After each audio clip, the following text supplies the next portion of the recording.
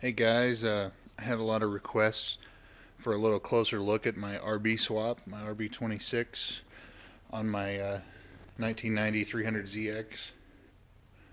So without further ado, wanted to give you a little walk around here. Underneath the nose panel is where I have the radiator. The radiator is custom made, custom end tanks. It has a shroud on it and an electric fan. It's on all the time.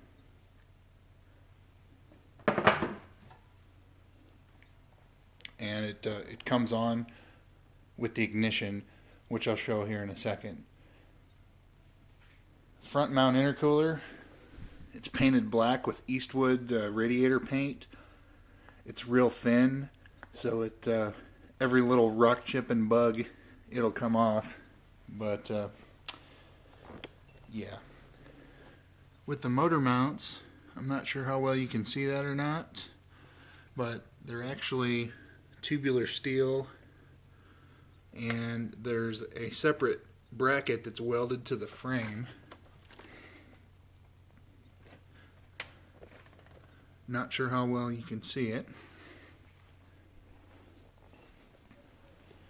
Another thing that had to be done for this swap is if you look down there at the oil pan, this is the side where normally the front wheel drive system, the differential and everything would be there. All that's been cut off and the holes have been filled shut, TIG welded shut, and all of that has been removed. I chose to run the RB26 oil pan because it has a larger capacity and it's also cast aluminum instead of stamped steel like the RB25 pan. The RB26 block actually has a bolt pattern for the steel pan or the aluminum pan. I chose to run the aluminum pan. Because of that, you have to modify the cross member on the Z32, so it's been notched and reinforced, and I'll show you a picture of that.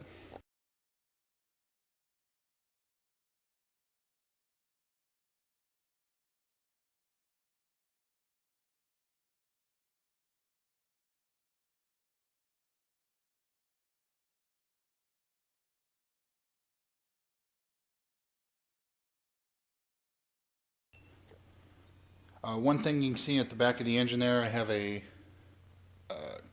catch can, because blow-by is a large issue with these engines.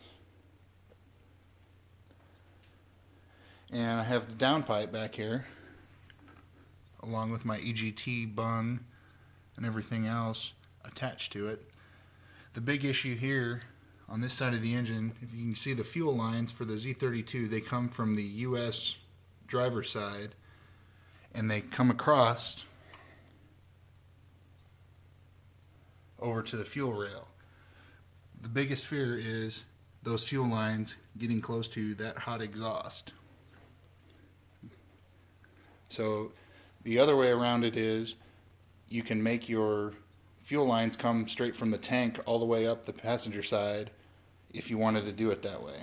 The cooling system has been a big headache throughout this whole swap, and the reason being the filler neck, where you would need to fill the tank without getting air in the system, you're real limited to where it can go in this car with the engine being where it is.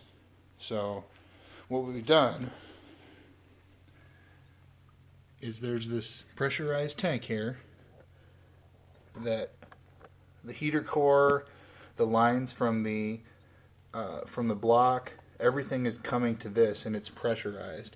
And there's an overflow can, just from a Honda Civic, back there, and the brown that you see on that is actually the stop leak that someone had put in the radiator.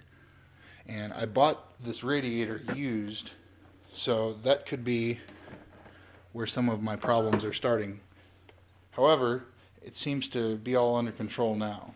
Throttle linkage, it uses the factory Z32 throttle cable, which you can see right here, and it just follows back the engine over to the driver's side there.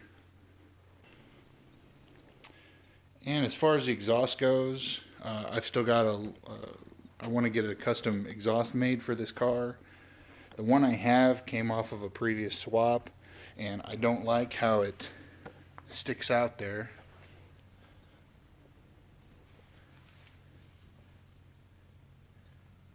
But it gets the job done for now.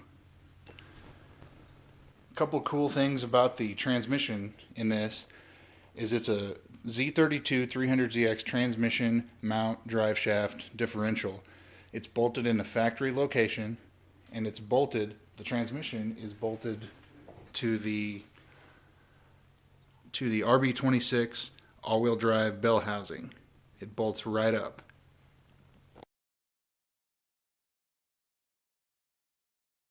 On the back of the RB26 block, I'm running an RB26 steel flywheel, and bolted to that for the clutch is a non-turbo Z32 clutch from RPS. I purchased it from Specialty Z in California.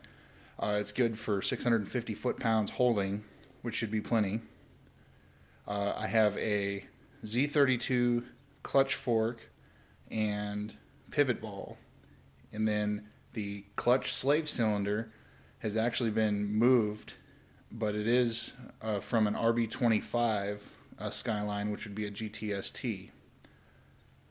And the clutch line is just a stainless steel braided from the clutch slave cylinder, from the clutch master cylinder all the way to the clutch slave cylinder. I purchased that from Specialty Z in California. Or I'm sorry, I purchased that from Concept Z Performance in Arizona.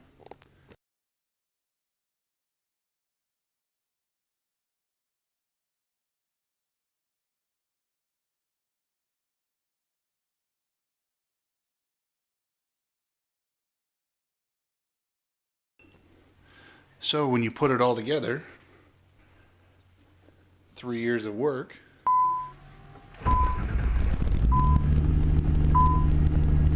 runs just great. It'll idle high and then slow down later.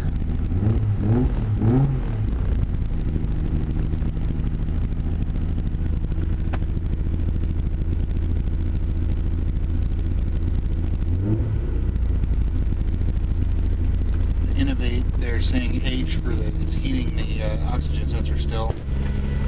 And so we'll go outside here.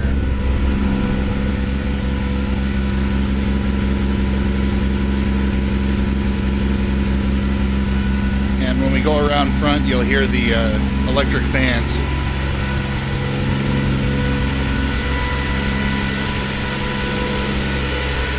So that fan's pretty loud. When the engine bay is shut, it's not too bad.